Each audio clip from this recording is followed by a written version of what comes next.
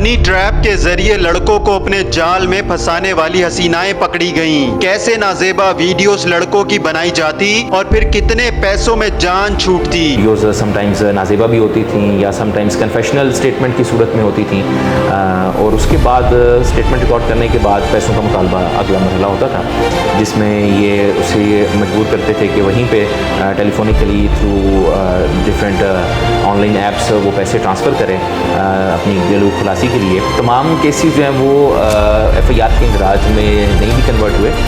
कुछ केसेस में ये राजीनामा की शक्ल में जल्दी ही वाइंड अप हो जाते थे, क्योंकि उसे थ्रेट किया जाता था कि अदरवाइज रेप की FIR दर्ज करवाई जाएगी और कार्रवाई होगी।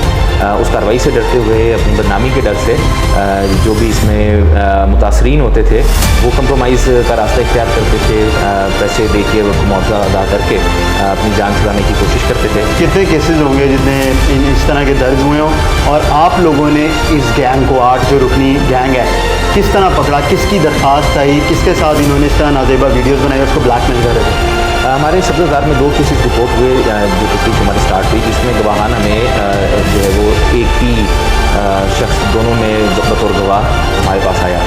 मुद्दईयों से जब रब्ता किया, ख़वातीन कंप्लेनेंट्स थी, ऐसे केसेस बड़े सेंसिटिव नौयत के होते हैं, तो हमारी कोशिश होती है जितना जल्दी हम मुद्दई से रब्ता करें तो मामला आगे बढ़े और उसकी तफ्तीश हो सके। जब मुद्दईया हमारे पास नहीं आई तो हमें फ़ील हुआ कि ये शायद कोई LFID इंटेंशन के साथ ये FIR का इंदराज हुआ है। जब उसको डिग आउट करते गए तो पता चला कि ये उसी मुद्दईयत में, उसी CNIC के साथ दीगर भी थाना जात में FIRs दर्ज थी, कुछ लाहौर में थी, कुछ लाहौर से बाहर थी। 6-7 FIRs तो हमें अभी तक की तफ्तीश में सामने मिल चुकी हैं। तो इनको गिरफ्तार कहाँ से किया? इन्होंने कहाँ एक जगह ली थी जहाँ पर ये बंदों को बुलाते थे, हनी ट्रैप करके अट्रैक्ट करती थी ख़वातीन और उस जगह पर बुलाकर रजामंदी के साथ जो भी होता था? ये मैंने आपको जिस तरह बताया कि एक बड़ा गैंग है, इसमें कुछ मेम्बरान जो है वो चूँकि मरसदू के इलाके में रिहाइश पजीर थे, कुछ सब्ज़ार के इलाके में, डुगनपुरा के इलाके में रिहायशी है, तो लाहौर के मुख्तलिफ मुकामात से इनको जो हमने वर्कआउट करते हुए गिरफ्तार किया है और इनकी जो कब्जे से हमें कुछ इस तरह के राजीनामे भी मिले हैं जो इन्होंने मुतासरीन के साथ तय किए। अभी तक इन्होंने सबसे ज़्यादा किस शख्स से कितने पैसे लिए?